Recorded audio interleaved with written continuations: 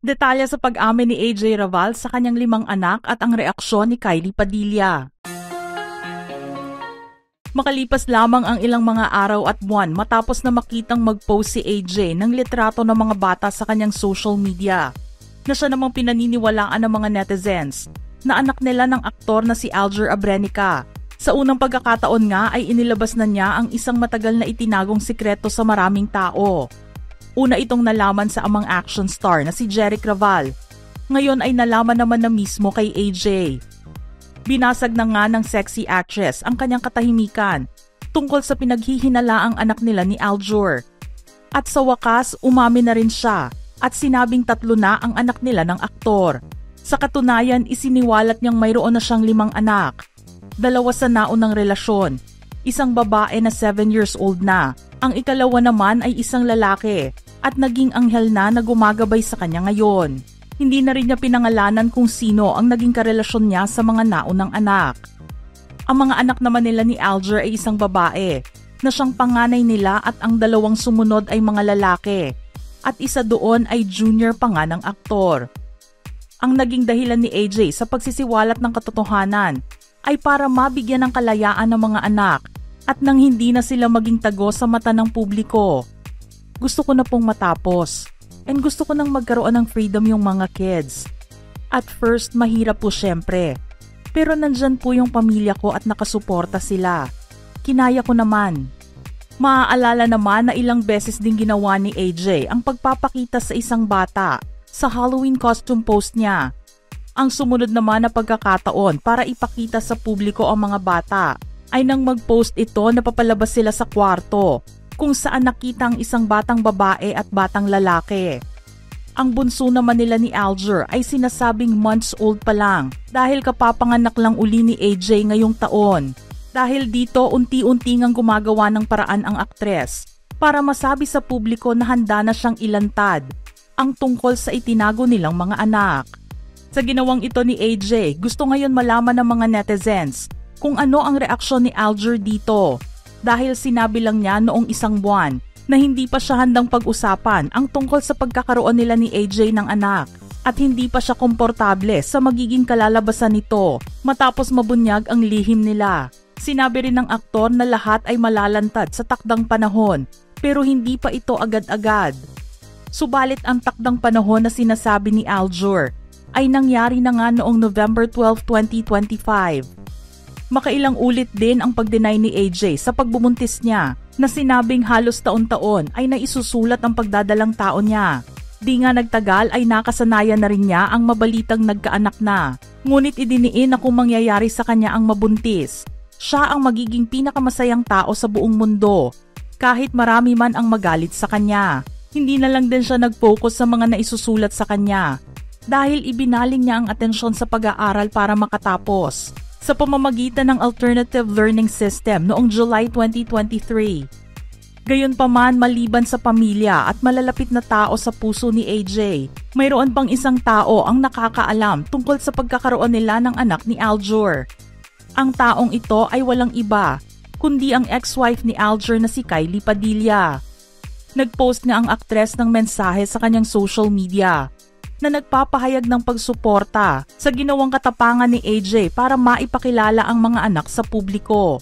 Ani Kylie, ito lang po comment ko para matapos na. Matagal ko na pong alam, pero syempre inuna po namin ang kapakanan ng mga bata. Sobrang close sila at yun pinaka-importante. Happy that now di na kailangan magtago. Proud of you. Peace all around. Sana matapos na drama. Sa pagsasalita ni Kylie tungkol dito, pinatunayan niyang kasinungalingan ang matagal nang ibinabato ng mga tao kay AJ. Hindi kapani-paniwala para sa maraming tao na malaman ni Kylie ang tungkol dito dahil sa naging eskandalo na kinasangkutan nila noon ng aktor at sa paghihiwalay nila. Pero si Kylie na mismo ang nagsabing hindi si AJ ang third party sa relasyon nila at hindi rin siya ang dahilan kung bakit hindi na nag-workout ang pagsasama nila bilang mag-asawa. Hinikayat pa nga ni Kylie ang mga bashers na itigil ang pagtawag kay AJ na mistress dahil unfair ito para sa kanya. Aniya sa livestream na ginawa niya noon, Hindi po talaga si AJ yung reason. And that's the truth. Hindi po talaga siya. Kung meron man, hindi po siya. So please, naaawa na rin po ako sa kanya. As someone would struggle sa mental health, ang hirap po na gumigising ka sa umaga. Tapos puro hate yung makikita mo. Please guys, woman to woman na. Hindi ako okay. It makes me emotional too. Tigilan na po natin, please. Nilinaw naman ni Kylie na maayos ang relasyon nilang dalawa ni AJ at iginiit na hindi ito nagsisinungaling nang sabihin niyang hindi siya ang naging kabit ni Alger noon. Dagdag ni Kylie, si AJ Raval, she's not lying. We're really okay. Kaya tigilan niyo na po please. Hindi siya and hindi ko ever sasabihin kung sino kasi ayoko na ng ganyan. Ganito rin naman ang sinabi ni AJ sa kanyang panayam kay Boy Abunda at inihayag na okay din silang dalawa ni Kylie. Ikinwento nga rin niya na magkasundo ang mga anak ni Kylie at mga anak niya at maalaga rin daw bilang kuya ang panganay na si Alas. Matatandaan nga na kahit walang kasalanan si AJ sa hiwalayang Alger-Kylie, humingi ito ng tawad sa mga taong naapektuhan sa isyu nila. Aniya, I'm really sorry sa lahat ng mga naapektuhan, sa mga nagagalit. I'm really sorry. And also kay Kylie. I'm sorry kung shinare ko yung statement na yon. It's not my intention to hurt anybody. I was just trying to protect myself. Ang sinasabi naman niyang ibinahaging statement sa publiko ay ang post ni Alger sa pag-cheat di umano ni Kylie sa kanya noon. Para kay AJ, hindi siya nakapag-isip ng tama noong panahong iyon at ninais lang na depensahan ng sarili dahil inaakusahan na siya bilang mistress. Kahit wala siyang pakialam noon sa issue ni na Kylie at Alger, nadala naman siya ng kanyang emosyon kaya niya nagawang i-repost ang naging pahayag ng aktor. Ngunit inamin niya na mali rin ang kanyang ginawa at sinabing immature pa siya noon. Pero ilang ulit din niyang sinasabi na wala siyang sinirang pamilya. Hindi siya homewrecker. Hindi siya third party ng kahit na anong relasyon. At hindi niya rin magagawang manira ng pamilya kahit kailan. Spread love not hate nga ang mensaheng gustong iparating ni AJ sa maraming tao. Ilang beses na rin kasi siyang sinira ng mga netizens na ang nais lamang gawin ay makasakit ng damdamin ng iba. Mabuti akong tao at hindi ko kayang gumawa ng masama. Magmula nga noong mabalita ang panliligaw ni Alger sa kanya, hindi na nga natigil si AJ sa pagtatanggol sa kanyang sarili. Kahit din sabihin ni Alger na hindi si AJ ang dahilan ng hiwalayan nila ni Kylie. Wala ring gustong maniwala sa kanya.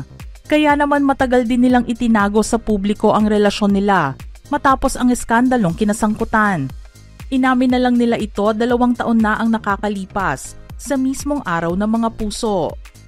Sa kabilang banda, inamin ni Alger na may pagkakamali siyang nagawa habang kasal pa sila ni Kylie. Sinabi niya na minsan din siyang natukso at nag-cheat sa ex-wife. Pero sa kabila nito, pinilit naman daw niyang ayusin ang kanilang relasyon. At ganoon din naman si Kylie. Iyon nga lang, hindi na talaga nila nagawa pang manatili bilang mag-asawa. At napagpasyahan na maghiwalay na lamang. Nakita rin nila ngayon na mas naging maayos sila bilang co-parents, kina Alas at Axel. Mga ka-showbiz peeps, ano naman ang inyong reaksyon sa ating istorya ngayon?